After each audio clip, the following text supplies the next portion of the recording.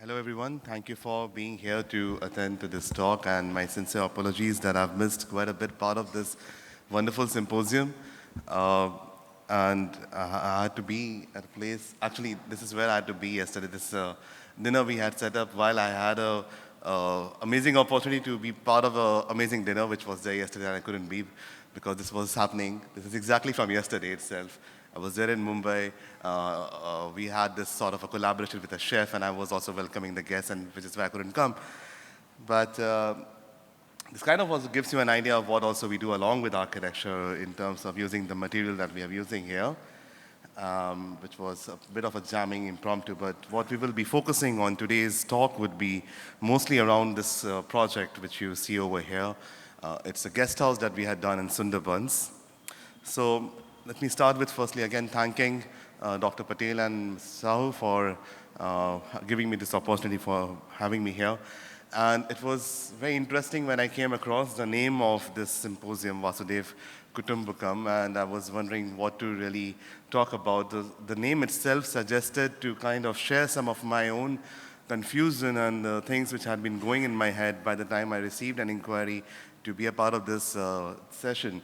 Because very around the same time we had some of the project was getting covered in media for certain reasons, and we were winning a lot of awards for the project. But somewhere I felt that a lot that is being shared on the media is not giving a total picture of what the story is about, and there's a deeper part of the story which is getting missed.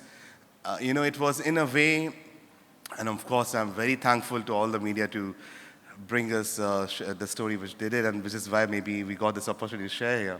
But I felt somewhere there was a larger part, a deeper understanding of how things were being done, which was also just beyond me being the whole initiator. There were a lot of collaborations, and it wasn't like just, I'm the center of the whole thing, initiating and doing everything.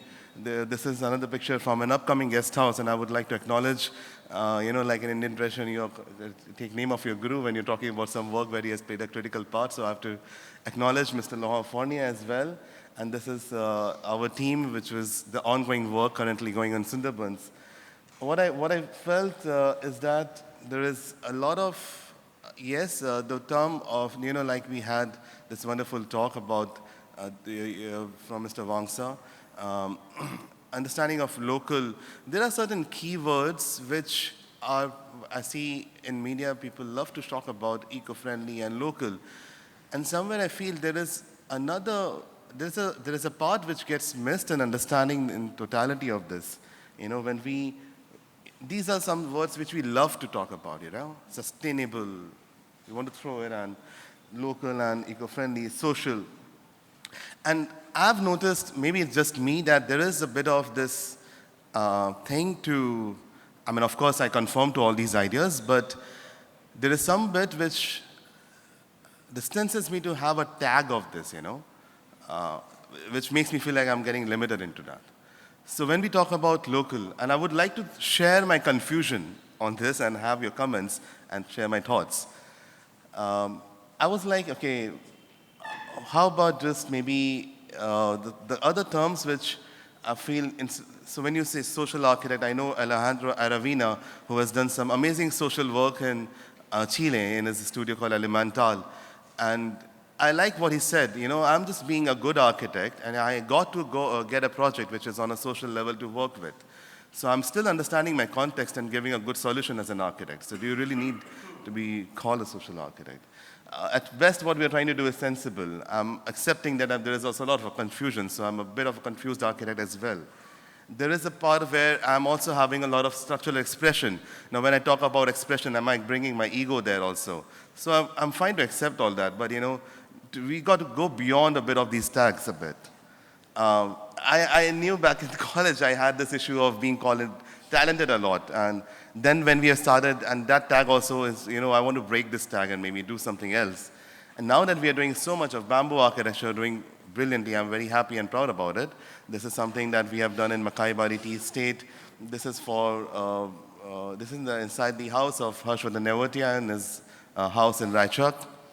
I would love to actually divert a bit and play a small video of how this tea state also, the space inside looks like, because that's one of the part of a lot of bamboo architecture that we do.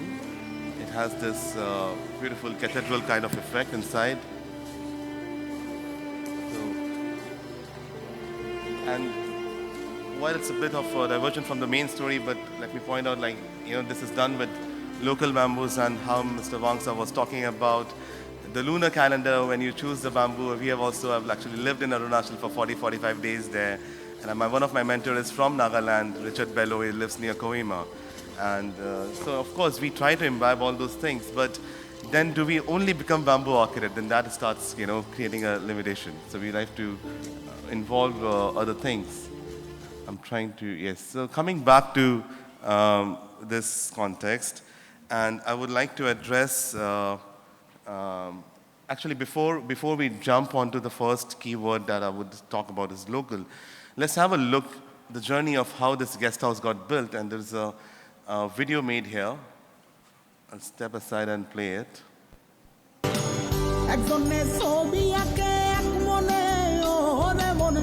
আরেকজনে বসে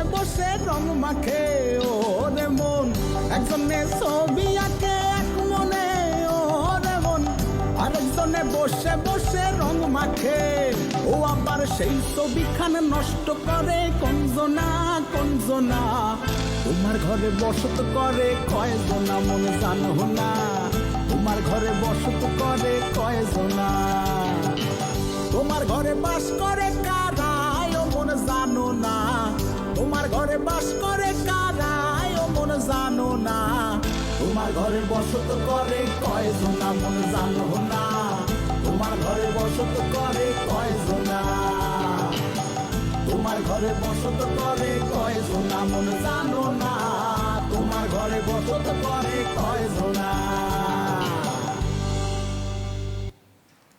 So, thank you. Now, the two main construction techniques that we saw in this project, if you notice, and actually three of them first, but the two major ones is how we are making the floor slab, okay? And then is the thatch roofing. Now, and then you must have also seen how we did the staircase, that is ferrocement. Now, when we talk about local, yes, the material is all procured locally. The bricks could as well be made handmade by the people of the village. The thatch is from the Dudeshwar rice. It's a particular native species which has got longer strands and all that. But none of these techniques are local at all. So I want to share some journey of, where I think the three major things which informs a design is what is your skill set which the workers bring, what is the material appropriation that you do, and how are the ideas coming, what are the drawing set, the instruction set. So let's start with, and I'm happy to, this entire understanding of the travel was, I'm happy that Laurent Fournier, my mentor, he helped me understand and see it. If you look at this section and you see the floor slab has got those domes, is what I'm talking about. It's a shallow dome. When I mean, if you can look at these lines, and that is what, so when we, giving you a bit of an intent, sorry, I'm diverging a bit here and there. So the intent of this guest house was mainly to also resilience, We are making in Sundarbans, it is very prone to cyclones, yet we are using thatch and bamboo as one of the construction materials. So resilience from this wind, but of course, whatever we have to do has to be adaptable because that's contextual. But what I'm highlighting is the shallow dome techniques, the thatch technique and shallow dome technique has a very different journey before they arrived in Sundarbans, and what is the role that we played in that journey. This is how the entire floor slab looks from underneath. The one, there is a floor above, and which actually, this is the image of the book actually, which did the documentation of this Muzaffarnagar. It was done by Hunar Shala. Hunar Shala is a foundation in Gujarat. They got to go there in Muzaffarnagar when the riots had happened to document the local houses and how they could rehabilitate, how they could, the people who have gotten displaced, how they could mitigate, make new houses for them. And they have made this wonderful book covering the whole documentation. The first time, I guess, the shallow dome techniques were observed. And there the locals, they would call it the Arbi dome for some reason, which tells us maybe that came over the years from Persia or somewhere. And then there was the family of Nawab, that's Sandeep Virmani, the author of the book from Hunarshala. That's Nawab in center next to Lahore, and two of his sons. And this is how they would make the domes. And they actually studied it and standardized it in their Hunarshala Foundation. Now from there, we have a resource now in Hunarshala Foundation in Gujarat, who is doing the study in domes from where Lahore Fournier understood. Then Lahore got a project in Orissa, Lahore brought that Hunarshala Foundation knowledge to Orissa, and there was this artisan called Narayan Malo, who got directly trained by Nawab, the artisan from Muzaffarnagar. And then Narayan Malo trained Paritosh Por.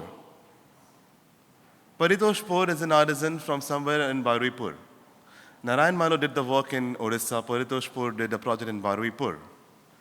And Baruipur, after that, Paritosh Por came to this particular village where we are now working in Raidigi.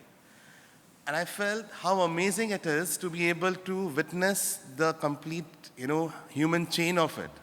If you think about every material that we see around us, will surely have, any material that you will see will have a journey to it.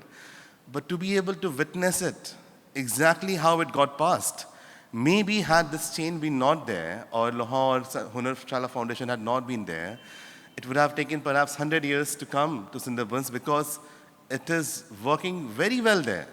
And the reason we know it is working very well there is because people are making domes now themselves in this particular village. And not just domes, this has given an idea to make their own staircase with brick. Where do we see such things? The mason of a village is making a brick staircase by himself under certain guidance, in his own house. And it is no concrete, there's no steel used inside that. So what we felt was, now, same with the thatch technique. Let me finish the story of the thatch now. The thatching, so beautiful it looks, it's just before it gets trimmed. It's not the usual traditional way the thatching was done herein. Traditionally, they would make bundles, they would make a roof lattice, and they would tuck it there. We got inspired. The interesting thing is, again, the Hunarshala Foundation, they went for something to Indonesia, which was perhaps to study when tsunami had happened, and then they made a trip to Bali just to, enjoy some leisure time, and they found there is something called alang-alang grass. And the way they are doing with alang-alang grass is by making panels. Now, when they make such panels, which is somewhat like the picture on your left, it is bringing down 70% of your labor on ground. You don't have to have all your team up on the roof. And then they again standardized it. They worked it out in Gujarat. And Lahore brought it back, tried the same technique in Sundarbans. So I felt it is important to share this story where I feel the two major techniques why this project gets celebrated about is actually not entirely local. At least we can trace the lineage of shadow domes from Muzaffarnagar. Perhaps it had a larger decades over centuries coming from Persia, because that is why they may call it Arbi dome. And this is coming from Indonesia, in a way. And you can see this is how the roof was being done. All these lines is how the panels look like. So the question is, does it make it less of a story? Is it a bit unsettling now that what you're celebrating has done? No, because it is very well being adopted in the village. They are now making their cyclone-resident houses using the local material, the local workers with these techniques, and they're happy with it. I guess, in general, coming to a bit of an architect's role, the reason I'm a bit sharing here that I think there are three major things that we look upon in our design approach. How is that the light would interact, some of the very intuitive responses. And I find material appropriation is one of the key things right in the beginning, which kind of helps us understand what is atmosphere and how are you interacting with the building. One of the other techniques that you may have noticed in our video which we played is how we are making this staircase, which is ferrocement. The ferrocement is again not local to the people there. But they have adopted in a way because actually this one is, in a way, we are using it at places and it is not entirely settled with the artisans. So that's also a good story because it's still in its journey. But people who have helped us in, Sundarbans. I'll just go to that slide here. So it was through one of my other mentor, Vinu, who explained how the ferrocement is being done. Then we did some research in Auroral Earth Institute with Tensi Betons, and Arjun Doshi in Pune, the son of Girish Doshi, who have helped to tell us the Mexican technique of ferrocement. So this is how it was done in Hunashala Foundation. This is how they saw it being done in Bali for the thatch roof. And I want to show you an example how it got adopted in a house made by the villagers themselves. While there is, if you look at those brick wall, I think you will see it in the video, then the house adjacent they were trying to make was the house which you get through the grant of Indra Ini Awas Yojana program. So while they couldn't finish it, they have already finished the mud house and they've started living in it.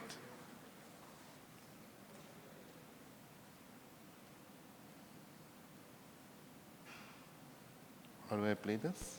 In Sundarbans. Complete mud house, entirely built by the villagers themselves, using a lot of techniques which over the couple of or 3 years we have been able to work with in this village and reviving some of the techniques and the trust in those techniques.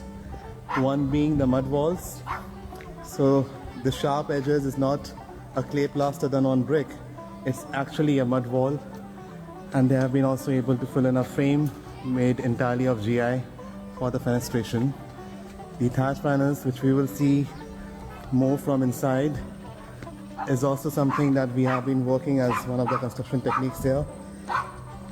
And they have been relying upon this as a cyclone-proof roof structure without any waterproofing done on the thatch. There's some work going on here. Didi! আসতে পারি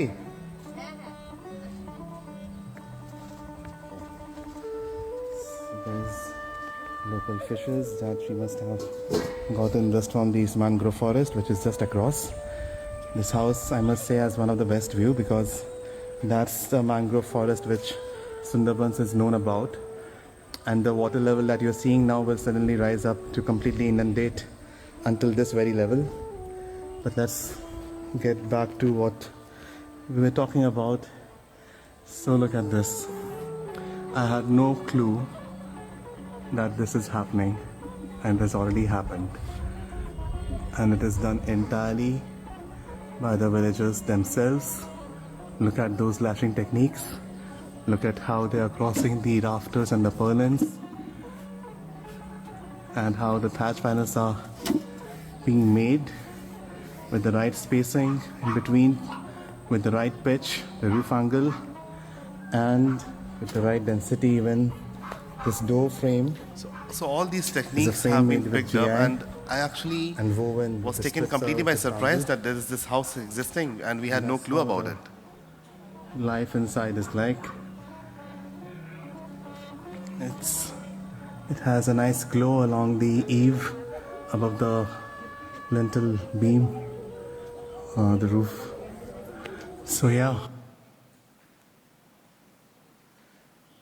So yeah, that was the the journey I wanted to share. And there was this one slide where I wanted to speak a bit about the role that we also played, not just as designers, but perhaps as facilitators in bringing those techniques to here, which is now being easily adopted there. Or maybe as catalyst, I would love to imagine these dark words as well as bridge. I love the idea of also being a periscope, as of seeing something and then internalizing and then, letting people see something that they couldn't see there. So yeah, coming to I've almost covered everything. And let me just give you a hint of what we are now continuing to do, right next to the guest house that we have built. The techniques from this, like you saw, were adopted in the village. We're making another one behind. Another using the local materials, but a very different technique, which they may not have known about. Here, there are these composite bamboo poles, kind of making a muda system for the lower level. And then something most innovative that we are trying is actually, that is in the next photograph, but if you see, there is this huge lintel beam on top, and I will be showing how the floor system has made, so that beam is a tie beam, and the wall system is a muda system, and the floor inside is a bamboo and dome floor. And that's, again, a level of, it's something that we are working on currently. This is how it looks like from top. It's an ellipse of 23 feet in major and 18 feet in minor. I should also acknowledge Mr. Loha Fournier has been playing the key role in drawing the entire structural analysis and calculations for this. And that's how we are trying to bring in the spirit of innovation using local materials and all local workers in this region. A bit of a section, how it looks like in this, and that's, I guess it brings us to the end of, so when I guess this thought was, this last line was actually a comment I also mentioned. When we talk about eco-friendliness, I feel the moment we say something eco-friendly, which means what, are we also acknowledging there is something eco-unfriendly? Is it some kind of architecture which is not born out of care? And it is not directly about the material that we are always using. It's just that what is the emotion and the value that the architecture has been born out of. And that thought came once I was taking, while I was taking a shower, I was looking out of the window and I saw there's something wrong in the way how the city is being. There's something wrong, you don't know what, but it needs to be more softer and more compassionate and more born out of love. And I feel those intent is more important than harboring and counting into so obsessively onto these tag words as sustainable and eco-friendly and all. And if those intent is there, where we are thinking of thermal comfort and everything and hygiene, it comes itself, eco-friendliness. So that's the name of our studio, and we go by these 4 tag words. We love them. It's a paradox. While I've been talking about not having tags, but I'm ending with some tags that we attribute to our design process, which is understanding the intent well. What is a program? We often have kind of overturned the program that the clients start with. For example, the Makai Bari Tea Pavilion that we saw, the initial program was of a tea shop there, like having, 4, 6 tables and 20 people to sit upon. And when we did the recce, I was like, there's no way there could be a commercial tea shop happening inside this tea garden. And we proposed that we should just have some sort of a hall, maybe a Japanese tea ceremony which will happen. And how is the part which we get very well known of now because of the material appropriations and the construction techniques, like shallow domes, ferrocement, and thatching. And wow is the fact, I guess the wow part in the Sundarbans fact is the fact that the techniques got adopted. There was a social impact. Unless wow is more about the impact. Either it needs to be talked about, and then only there are things, when gets adopted and it has a larger reach. So that's the end of the talk. I'll be very happy to have as many questions as you may. That's one of the things that we go by. That's why QX, Q stands for questions, and X for experiences. So, thank you. Thank you, Udit. Welcome. Wonderful presentation. I'd like to open this up for questions. Yeah, there's just one over here.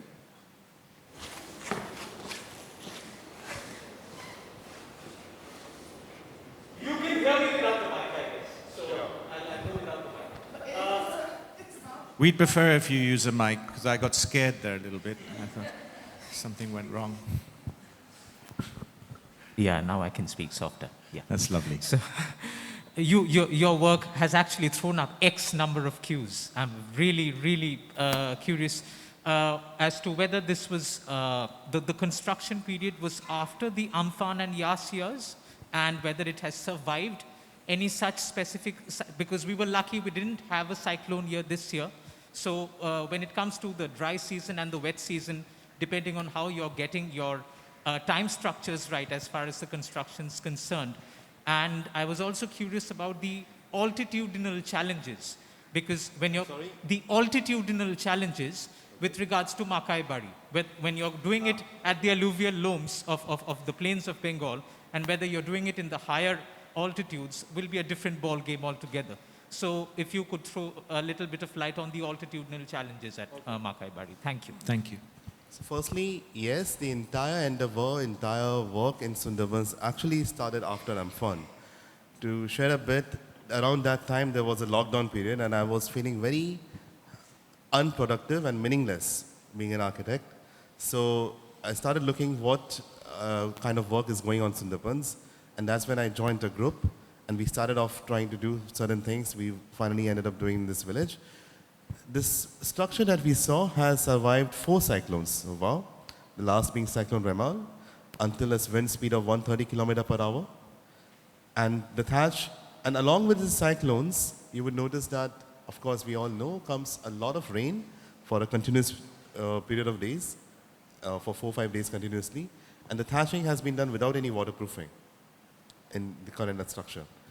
And so it has stood the test of times and cyclone. The second thing you talked about, how we align our construction techniques with the seasonal calendar.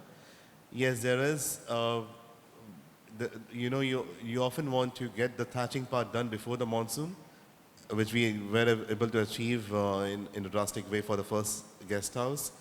In the second guest house, it is still going on. The thatching will start now, as we speak, from 21st of Jan. So we do have to see how it aligns with the cultural calendar and the seasonal calendar, about the altitudes in the Makai Bari project. To be honest, it wasn't that difficult. Our workers were also from the Jalpaiguri region. They were just 1.5 hours away from the site. And that's a team which has been now trained very well to work on the bamboo projects. So altitude, the challenge was the slope, because the tea garden had a slope of 1:4, and we made a constraint to not take any of these earth movers, crane or JCBs until that region, even because taking that would mean that a tree had to be felled, So that was a challenge. That entire erection of the arches was done by human labor, and each of those arches could be weighing more than a ton. Thank you. You can turn the mic on. Hello? Yeah. So, a kind of a observation which meanders into a question maybe. You were talking about this particular rice stalk.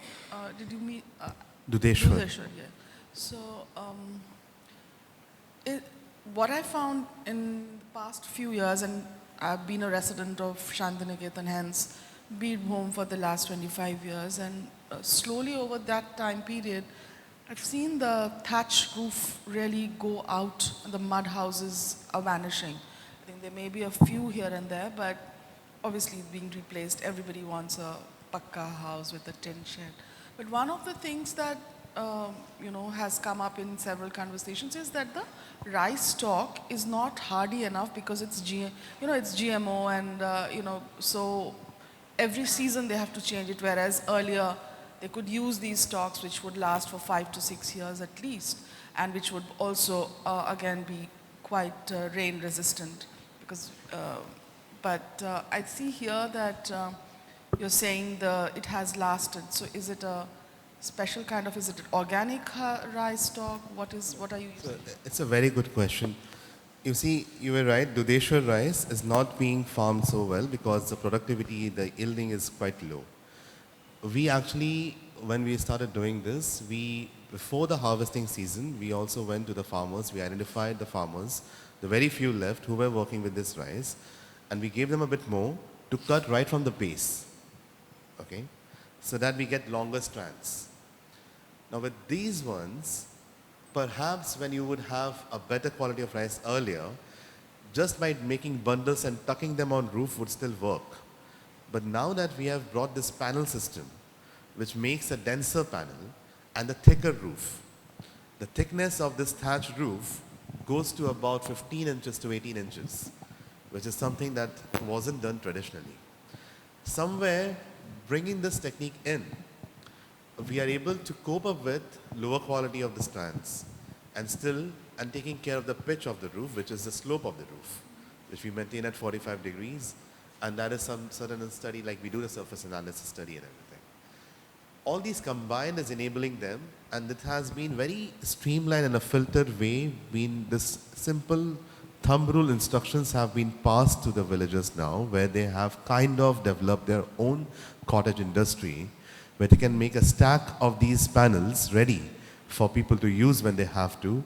And the beautiful part is that the division of labor is such, the making of panels is largely attributed to women, and which do a lot of the work on the ground, and when it is ready to install, it is being taken by men on the roof. So somehow the village has adopted and internalized in a very nice way this roofing. In terms of life, we are estimating it to go until 10 years. We're not sure because we haven't seen the proof of time yet. 6 years, people are in the villages very confident, which is almost more than double of the traditional technique. And in terms of economics, the cost-wise, I think it suits them pretty well. You know, that one house that we saw, which may have a room of 9 feet by 10 feet, another 4 feet wide veranda, this is the usual typology for Sundarbans, and a small bathroom. Now they are able to make it just for 1.5 lakh. Incredible. Hello. Yeah. So just to understand, you said the technology of the panel system or the stacking was brought in. Could you refer to that? Because I've seen this kind of thing in Britain. The British thatch roofs are really, like a feet or 2 feet wide sometimes. So the thickness may be that big. It may not be necessarily that they're using the panel system. When you make panels on ground, you're practically making mats which are like 10 feet by 3 feet in size. And while you're bundling them, you're making sure they're dense enough. So what I've seen even in those Britain techniques and European techniques is that they make really good bundles, and they may not always be, even if we call thatch, may not always be paddy grass or so, but they also then chop it off and create that texture. This is more inspired from the alang-alang grass panel techniques in Bali. And there's where this team from Hunashala, they noticed this is, and I've seen this being also used in some villages in Eastern Africa, and perhaps in Ethiopia somewhere. So making of panels, bringing this technique, and the biggest proof of adoptability is that they're doing it themselves now, the villagers. I was surprised that, okay, this house is coming by. It was right next to our campus where we have the site, and I didn't know about it. Any other questions, comments, observations? Please turn the mic on. Thank you, Deepika. You said they built a house next to the one that you had done. So The one we were making now? yeah. Yeah. Yes. So I mean, it's a really successful design if it was so adaptable to them learning, but even cost effective for them to do it on their own. So the small house that they made themselves? Yeah. Yes, I mean it was definitely, so the first time they tried was 2 lakh, then it came down to 1.85, 1.6 and now 1.5. Because we have to rest, and this is somewhere we are not taking part into this whole construction at all. I'm just trying to keep a check where it is going. So yes, it was done entirely by them. The beautiful part was they already had a grant to make the usual brick and mortar RCC plinth and beam that they get from Awas Yojana, and there are these things. They couldn't finish it. By then they could finish this one. So yes, it is cost effective. That's wonderful. We have time for one more question. Observation? Yes. Good evening. Thank you so much. That's very inspiring for multiple reasons. Where are you getting the bamboo from? Are there any specific? And if you could just highlight the difference, if there are any, between the Makaibari and the Sundarban project in terms of bamboo. Sure. Thank you. Sure. Now, luckily in this region of Sundarbans, which is closer to Raidigi, we actually get bamboos within a radius of 50 to 100 kilometers. But it's not like, okay, even in Makaibari, the sourcing of bamboos It is in a very good bamboo-rich region near the Bhutan border and all, the North Bengal. So yes, it was locally sourced there. But I would go further and say that not all our bamboos in all our projects are locally sourced. If that becomes a question about sustainability and all, we may be doing a project in Khandala right now, and I guess the bamboos will come from Northeast somewhere. But I put bamboo as one of those things. Even we did a project in Pondicherry. So there are two things in bamboo if you're raising the question of sourcing. The thing which takes precedence is if we are getting treated bamboo. These treatments are done in vacuum pressure chambers with, in a particular pressure with things getting passed into it. And when you get a supplier which is giving you good quality of, then you would just take from that same person, wherever he may be sourcing it from. And bamboo being something which can sequestrate carbon dioxide 35% more than any other, I would still feel that if we kind of measure the embodied energy, it will still come out, lesser. So I see bamboo as a material for exception in that way. But in different contexts, we source it different places. The other thing you were asking about difference for these two, yeah. These two particular projects, the difference was that in Sundarbans, it was all lashing technique. So the advantage was we could treat them in saline water. So we were not limited by the length of the bamboo. We had 30 and full length of bamboos which could bend by themselves when you see the rich curved roof of the project. In Makai Bari, again, the bending and making of the arches is inspired by the Indonesian technique in Bali, where they make, it's called rup in their language, they make small cuts. But we add more redundancy in the structure by adding more bamboos to take care of that, but we get a very beautiful form. Yeah. My question was about that form only, Yeah. how did you get? So those bamboos are from the same supplier or the project? No. The Raidiki project, Sundarbans, is from nearby there. The suppliers are different, but you can apply the same technique. The reason we are not choosing to apply this technique in Sundarbans is because it's a little, it's dependent on a lot of tools and all, and it's not so friendly to adopt. So we are sticking that, okay, whatever, and because we have long bamboos available, which they can treat in saline water, we let them bend the way they can bend, and we choose irregular bamboos or curved bamboos also for our construction. So, yeah. Thank you, Udit. That was wonderful. Round of applause, please. Thank you, everyone.